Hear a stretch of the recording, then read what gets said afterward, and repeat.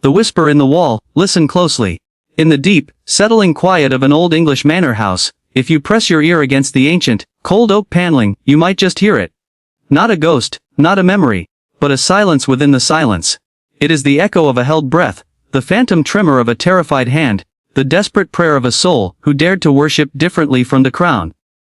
This is the story of priest holes, the secret hiding places of Tudor England. But it is also a story that stretches far beyond those damp, dark cavities, across centuries, to a modern marvel that shares their purpose, the world's biggest airplane, a colossus of the skies born from a secretive empire, and its own network of clandestine transport. Two worlds, 4 centuries apart, bound by the same human instincts, the need to hide, to protect, and to move the precious and the forbidden through a watchful world.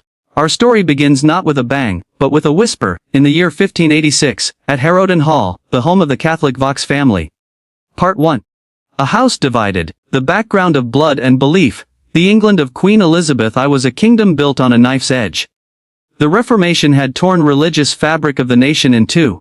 To be a Catholic was no longer a matter of faith alone, it was an act of potential treason. Catholic priests, especially those trained in seminaries abroad and smuggled back into England, were considered enemies of the state. To harbor one was a crime punishable by imprisonment, seizure of property, or even death. Into this maelstrom stepped a quiet, unassuming genius named Nicholas Owen.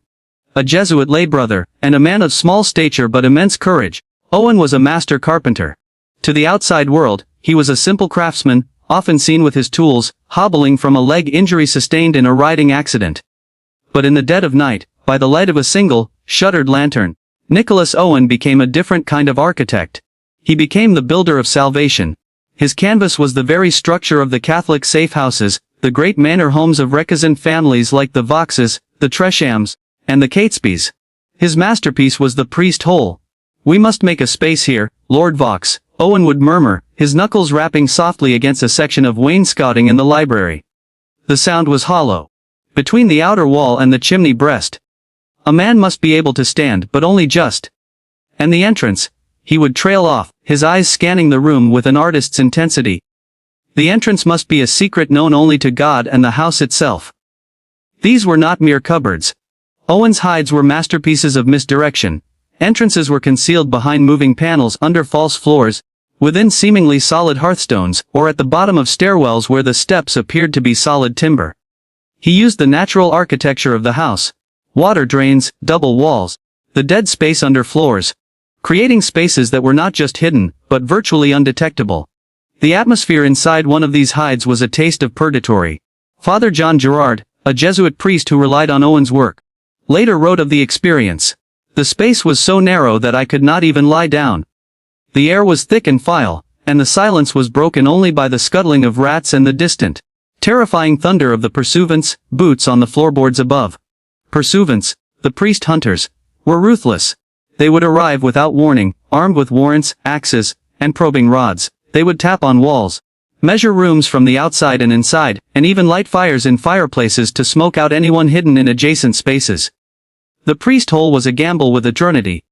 To be found meant a traitor's death, hanging, drawing, and quartering. To remain undiscovered was to live another day, to administer the sacraments, to keep the flame of a forbidden faith alive. Part 20. The hidden facts, the science of secrecy, and the anatomy of a hide. Nicholas Owen's genius lay in his understanding of psychology and physics. He knew the pursuivants would be methodical, but also impatient. His hides exploited both. He never built two the same. In one house, the entrance was a pivoting newel post at the bottom of a staircase. A gentle twist would reveal a narrow shaft descending into the foundations. In another, it was a false ceiling in a garderobe's a toilet, the last place anyone would want to spend hours searching. He used blind panels that required a specific, almost ritualistic sequence of pushes and slides to open, a sequence known only to the family and the priest. The construction was a solitary, perilous endeavor. Owen worked alone, often for weeks at a time. The debris from his work had to be secretly disposed of, the sawdust burned, the stone dust swept away. The noise was a constant danger. He preferred to work during storms, when the wind and rain would mask the sound of his chisel and saw. The hides were not comfortable. They were cold, damp, and airless.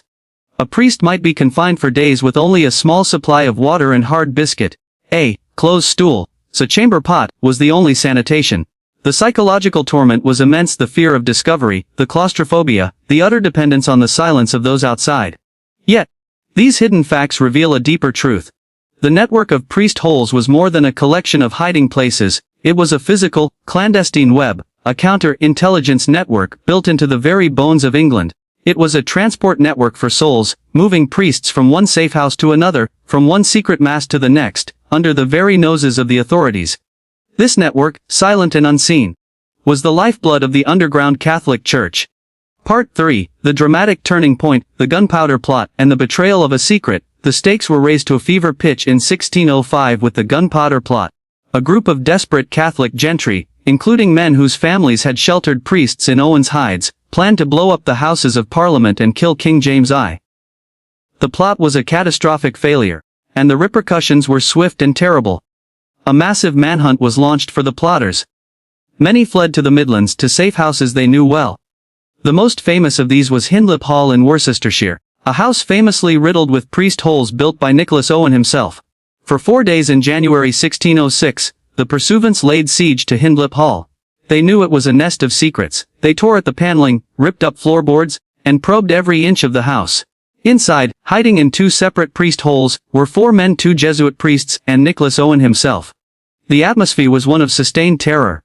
The priests, Fathers Garnet and Oldcorn, could hear the searchers' voices, the splintering of wood, the shouted curses. They had a small store of food, but no water. The air grew thin. Meanwhile, Owen and his companion, Brother Ralph Ashley, were in a different hide, perhaps one even more cleverly concealed. On the 4th day, broken by thirst and starvation, Owen and Ashley made a fateful decision. They emerged from their hide. It was a sacrifice. Owen, the master of secrets, knew his capture was a greater prize than that of the priests. He hoped his surrender would distract the searchers, giving Garnet and Oldcorn a better chance of survival. He was immediately taken to the Tower of London. The government was ecstatic. They had the man who knew every secret, the location of every hide, the names of every Catholic family of note. They tortured him on the rat, the brutal device designed to dislocate every joint in the body. But Nicholas Owen, the small, crippled carpenter, gave them nothing. He revealed no names, betrayed no hides. He endured the agony until his body could take no more. He died on the rack, his secrets dying with him. His silence, more than any hide he ever built, was his ultimate masterpiece. It protected the network he had spent his life creating. Part 4, the modern mystery, the Leviathan of the Skis. Now, let us leap across 4 centuries. The stakes are no longer about souls and salvation, but about sovereignty, strategy, and the global transport of objects too vast, too secret, or too sensitive for conventional means. In the vast, sun-scorched emptiness of the Kazakh steppe, a city called Zhukovsky houses a machine that seems to defy physics. This is the Antonov An-225 Mriya, Mriya meaning, the dream. For a time, it was the world's biggest airplane, a 6-engine Titan with a wingspan longer than a football field, originally built to carry the Soviet Buran space shuttle. Its sheer scale is incomprehensible. Its cargo hold could swallow an entire passenger airliner. But the Mriya was more than just a big plane. It was the heart of a modern, global, priest hole network. Its purpose was to transport the things that couldn't be transported any other way. A massive turbine for a power plant, a 130-ton generator for a disaster zone, the entire stage set for a world-famous rock band, or more intriguingly sensitive military hardware and classified components for governments and corporations. The drama here was not of priest hunters with axes, but of logistics agents, flight planners, and diplomats working in the shadows. Moving the An-225 was an event. It required special clearance from governments. Its flight path was often a closely guarded secret, and its arrival would cause airports to shut down runways. What was in its cavernous belly? Often, the answer was commercially sensitive. Sometimes, it was a state secret. The An-225 and its smaller cousin, the An-124, formed the backbone of a unique, outsized cargo network. This was the modern equivalent of Nicholas Owen's system, a network designed to move the immovable, to hide in plain sight by the sheer audacity of its scale, and to operate outside the normal channels of transport. It was a network of immense power and mystery, carrying the 21st century's most precious and powerful relics. Part 50. The Unbroken Thread, a powerful conclusion. In the spring of 2022, the threads of this century's spanning story were pulled taut in a tragic and symbolic knot. During the Battle of Hostomel Airport in the opening days of the Russia-Ukraine war, the one and only An-225 Mriya was destroyed. The colossal plane, a symbol of human ingenuity and a tool of a secretive transport network, was reduced to a charred and broken hulk. Its destruction was felt globally, a profound loss.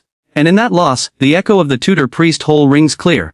The Maria, like the hides built by Nicholas Owen, was a sanctuary for the valuable and the vital. It was a unique node in a network that defied conventional boundaries. Its destruction was the modern equivalent of a priest hole being discovered and smashed open by the pursuivants. A violent end to a place of safety and transition. The story of the priest hole and the story of the world's biggest airplane are, at their core, the same story. They are tales of human ingenuity in the face of restriction. They are about the relentless drive to create pathways where none seem to exist, to safeguard what we hold most dear, whether it is a faith, a person, whether a piece of machinery essential to national power. Nicholas Owen built his network in the spaces between walls, in silence and in shadow. The builders of the Maria built theirs in the vast, open sky, for all the world to see yet forever shrouded in mystery. Both networks were testaments to the fact that the most powerful systems are not always the most visible. They are the silent sentinels, the hidden arteries that keep the lifeblood of an idea, a faith, or a nation flowing against all odds. The Maria is gone, but the dream, the Maria, persists. And in the quiet English manors, the priest holes remain, not just as historical curiosities, but as permanent monuments to the courage of those who built them, and those who hid within them, waiting for the storm to pass. They are a reminder that even in the darkest of times, humanity will always find a way to carve out a space for hope,